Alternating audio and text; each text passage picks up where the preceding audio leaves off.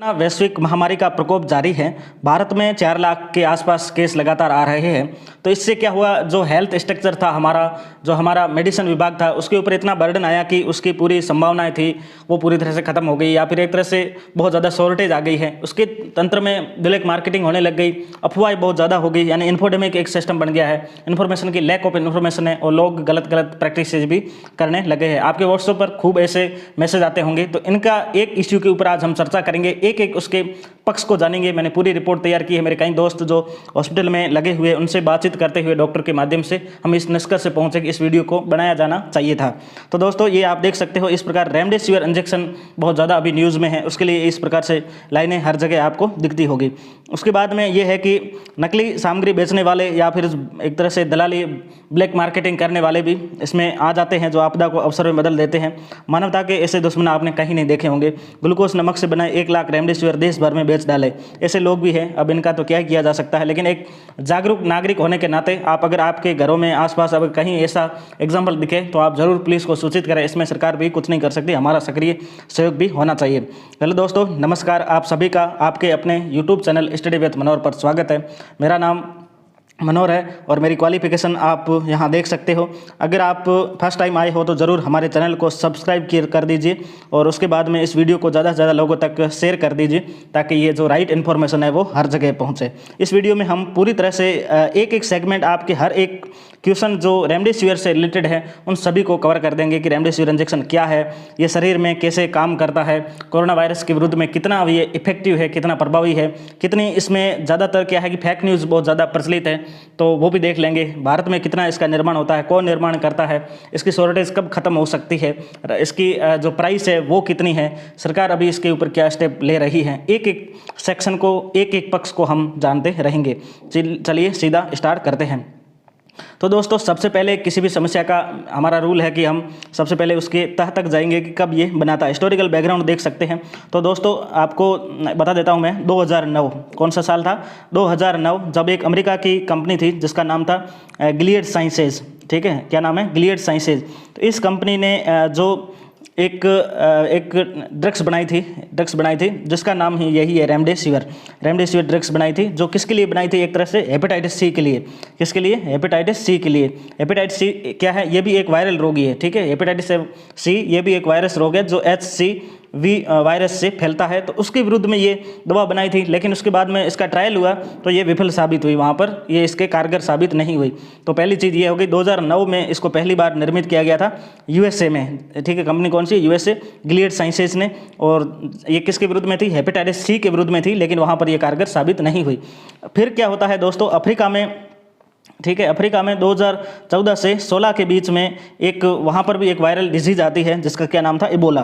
क्या था, Ebola virus था। ठीक है, तो उसके खिलाफ भी इसका परीक्षण किया गया, हालांकि वहाँ पर भी ये ज़्यादा कारगर साबित नहीं हुई। फिर क्या हो गया, अब ये होता है ना कि जैसे गाँव में एक वो जो एक तरह से जो बाबा वगैरह होते हैं, वो हर चीज़ का इलाज देते हैं एक ही चीज़ से। कहीं ना कहीं आदमी क्या है कि अपने आप सही भी हो जाता, तो वैसे ही चीज़ थी। तो इन्होंने फिर इसका ट्रायल किसके ऊपर कर लिया, कोरोना के ऊपर, क्योंकि ये अभी आया था तो ये भी एक वायरल था। एक्चुअल में क्या है कि ये जो रेमडेसिविर है ये एक एंटी वायरल एक तरह से ड्रग्स है, एंटी वायरल ड्रग्स है। तो इसमें क्या होता है कि ये जो वायरस के जो प्रतिलिपियां बनती है या इस तरह से उसका प्रजनन होता है, उसको ये रोक देता है। कुल मिला के यही स्थिति है। उसको फिर हम डिटेल में थोड़ा आगे देखेंगे, ये मैंने थोड़ा एक आपको हिंट दे दिया है।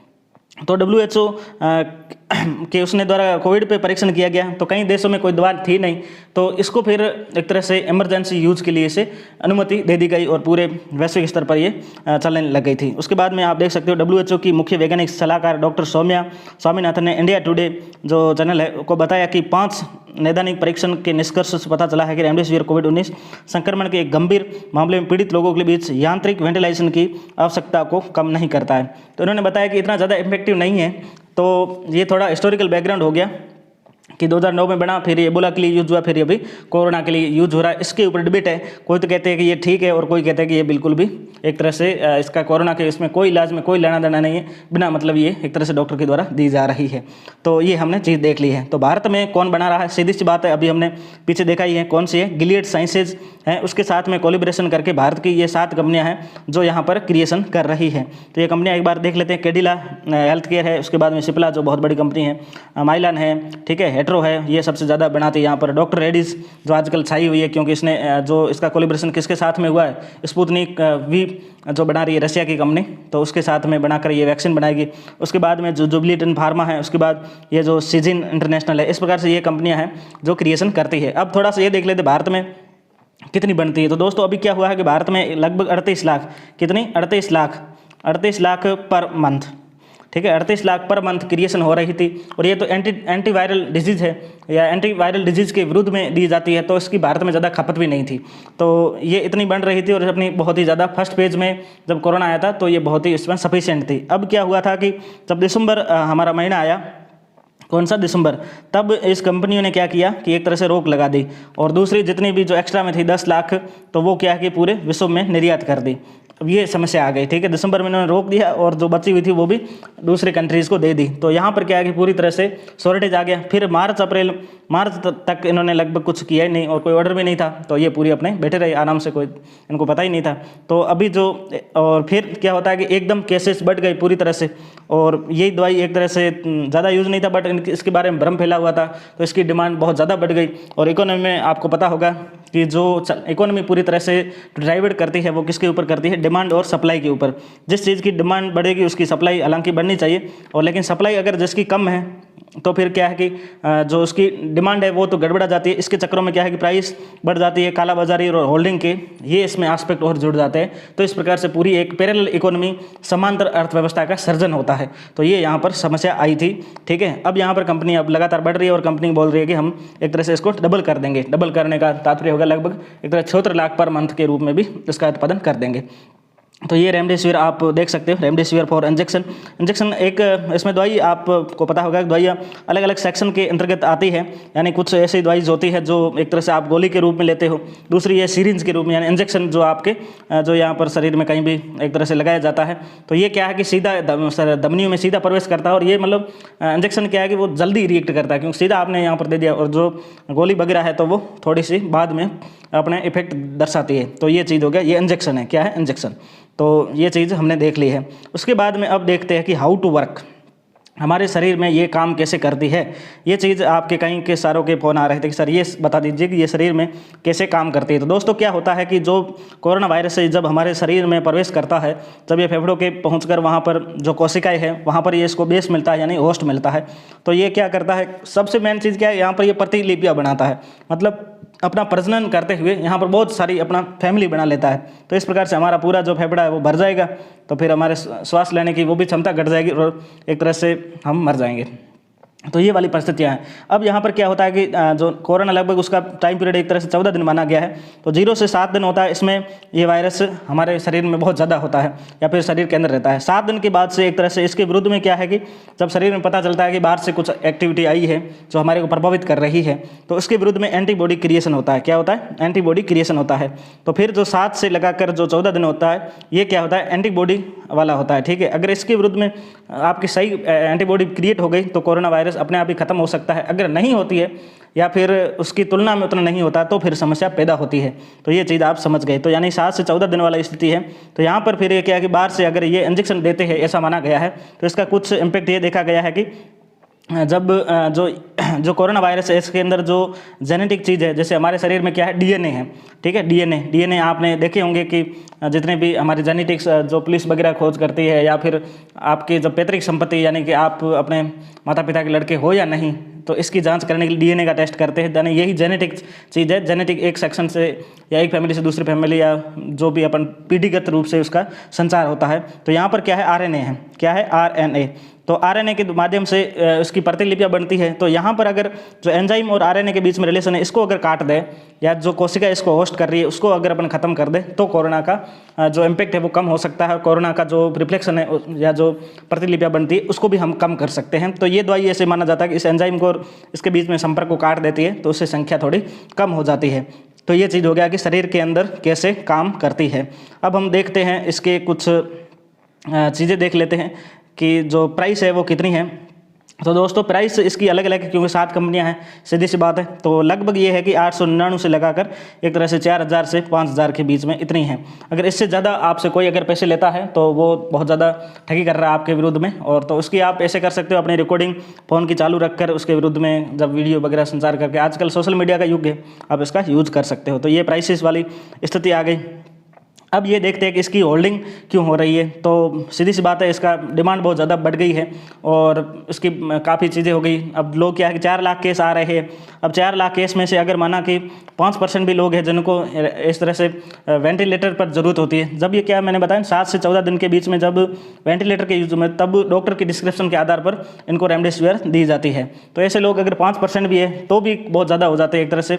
ये इतनी ज़्यादा एक तरह से अपनी जो क्षमता है वो नहीं हो पाती है, तो ये दिक्कत आ रही है। अब आते हैं कि इसके सॉल्यूशन क्या है। सॉल्यूशन क्या है, तो सॉल्यूशन 2 है। एक तो हो गया प्रोडक्शन, आपको प्रोडक्शन बहुत ज़्यादा ही बढ़ाना पड़ेगा, सीधी सी बात है, प्रोडक्शन आपको बढ़ाना पड़ेगा।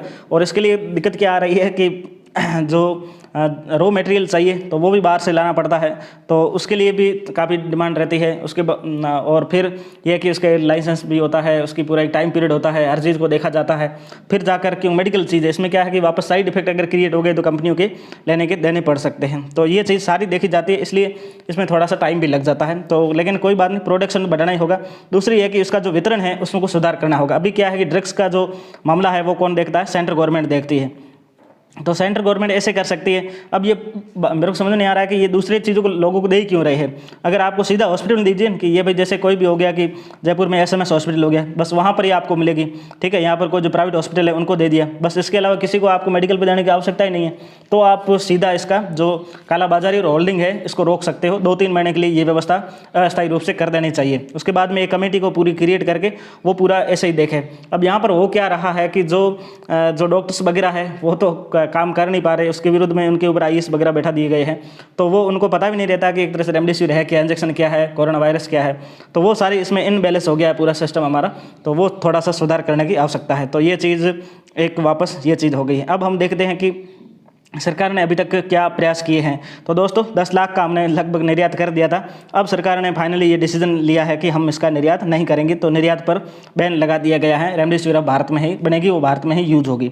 उसके बाद में ये है कि जो उसके जो API बोलते हैं, अपन क्या बोलते हैं, API, ठीक है, जो कच्चा माल होता है उसको API बोलते हैं, एक्टिव फार्मास्यूटिकल इंग्रेडिएंट्स, तो इसको बोलते हैं। तो इसके विरुद्ध में इसकी जो कस्टम ड्यूटी लगती थी, यानी जब भारत में प्रवेश करते हैं तो कस्टम ड्यूटी लगती है, तो उसको भी इन्होंने ख़त्म कर दिया। अप्रूवल में लगने वाला समय भी कम कर दिया गया है। अब प्रोडक्शन बढ़ाने के लिए कई अन्य उपाय भी किए गए। तो ये चीज़ें चलती रहती है। दवा कंपनियाँ थी, उन्होंने भी कहा कि हम अब युद्ध स्तर पर इसका रिप्रोडक्शन या प्रोडक्शन करके इस देश में अपनी मदद को साबित करेंगे। तो ये चीज़ें हमने देख ली। अब हम देखते हैं जो मेन चीज़ है, क्या ये सच में कोरोना वायरस के विरुद्ध में काम करती है या इसमें अफवाहें बहुत ज़्यादा है। तो दिल्ली एम्स के निदेशक है जो रणदीप गुलेरिया, उन्होंने कहा है कि रेमडेसिविर इंजेक्शन कोई मैजिक बुलेट नहीं है, यानी कोई जादू नहीं है, कोई ऐसी दवा भी नहीं है जिससे कोरोना वायरस के मरने वाले रोगों की संख्या घटाई जा सके। हम इसका इस्तेमाल कर रहे हैं, लेकिन हमारे पास अब तक कोई एंटीवायरल ड्रग्स नहीं है। कुल मिला के कि एंटीवायरल कुछ है ही नहीं, तो फिर यही देते जा रहे हैं। अगर रेमडेसिविर को कोरोना वायरस के मामूली लक्षण वाले, बिना लक्षण वाले, इसमें क्या है कि जो बिना लक्षण वाले होते हैं, कई लोग ऐसे हैं जिनको लक्षण नहीं है लेकिन उनको कोरोना है, तो एक तो वो हो गए। एक दिन मामूली लक्षण है, ठीक है, हॉस्पिटल में गए हैं लेकिन उनमें कोई ज़्यादा प्रभाव नहीं पड़ रहा है, तो उन्हें देने का कोई मतलब नहीं है। इसके साइड इफेक्ट बहुत ज़्यादा बाद में पैदा होंगे, तो इनको तो अभी तक देने की आवश्यकता भी नहीं है। तो ये बताया गया है। अगर कोरोना वायरस के गंभीर मरीजों को रेमडेसिविर इंजेक्शन दिया जाए, ठीक है, जो गंभीर मरीज है उनको ही देना चाहिए। और उन्होंने ऐसे बताया कि कोई मतलब नहीं है, लेकिन उनकी क्या है कि जो वेंटिलेटर की जो एक तरह से 3-4 दिन ज़्यादा रहता है, वो 1-2 दिन पहले से वो फ्री हो जाएगा और वो स्वस्थ हो जाएगा। तो कुल मिला के हॉस्पिटल के ऊपर बर्डन है वो थोड़ा कम आ जाएगा, क्यों नहीं तो अभी क्या है कि बेड की क्राइसिस बहुत ज़्यादा चल रही है। तो ये चीज़ हो गई। रणदीप गुलेरिया जो एम्स के डायरेक्टर है, उनका पूरा मैंने दिखा दिया है। तो हम समझ सकते हैं कि रेमडेसिविर है वो उसके बारे में अफवाह बहुत ज़्यादा है। तो किन को लेनी है, तो जो हॉस्पिटलाइज है उनको ही लेनी चाहिए। बाकी जो घर पे एकदम सुरक्षित बैठे हैं, ठीक ठाक कोरोना है, एकदम सही हो जाते हैं, कहीं तो हमारे दोस्तों को हुआ है, वो अब पूरी तरह से स्वस्थ हो गए, कोई उनको दिक्कत है नहीं, तो उनको लेने की ज़रूरत भी नहीं, उन्होंने ली भी नहीं, एकदम सही थे वो। इस प्रकार से हमने इस वीडियो में सारी चीज़ें देख ली है। तो पहला देखा था रेमडेसिविर क्या है, ठीक है। तो रेमडेसिविर क्या है, एंटीवायरल ड्रग्स है जो एक तरह से शरीर में हमारे प्रवेश किया जाता है, इंजेक्शन के माध्यम से प्रवेश किया जाता है, और उसके बाद में जो उसकी फोटोलिपि या प्रतिलिपियाँ बनती है कोरोना की, उसको कम करके उसकी संख्या को घटाकर एक जो वेंटिलेटर जो क्षमता है उसको कम करता है। तो पहले ये चीज़ देखी थी। उसके बाद में हमने जो रेमडेसिविर शरीर में कैसे काम करता है तो इस सेक्शन को भी देख लिया। उसके बाद में भारत में निर्माण करने वाली 7 कंपनियों को भी देख लिया, और कितनी होती है, 38,000 होती है, और अभी भी 74,000 के आसपास उसको बढ़ाने की बात चल रही है। उसके बाद में कमी क्यों हो गई, तो सीधी सी बात है, डिमांड बहुत ज़्यादा बढ़ गई थी, और दिसंबर में हमने इसको क्या किया था, इसको विनिर्माण करने की उसको भी हटा दिया था, निर्यात कर दिया था। इस प्रकार से पूरी एक इसका क्राइसिस हो गया, एक तरह से शॉर्टेज आ गया था। उसके बाद में हमने इसके कालाबाजारी को देख लिया, इसको कैसे रोका जा सकता है उसको भी देख लिया इस प्रकार से, और कितनी सरकार की रकम है वो भी देख लिया, सरकार ने क्या किया है और सरकार को क्या करना चाहिए, इस प्रकार से हर सेक्शन को देख लिया है। इस तरह से अगर आप करंट अफेयर्स पढ़ोगे तो आपको इस निश्चित रूप से इसमें एक बार कोई एग्जाम में क्वेश्चन भी नहीं आ सकता है। तो ये चीज़ होती है। बाकी आप न्यूज़ फॉर्मेट में पढ़ोगे तो उसका ज़्यादा बेनिफिट नहीं रहता है। चलिए दोस्तों, मिलते हैं अगले वीडियो में। अगर ये वीडियो आपको अच्छा लगा है तो अभी के अभी इसको शेयर कर दीजिए। जय हिंद, वंदे मातरम। कोरोना से स्वयं बचे और अपने परिवार को बचाते रहे।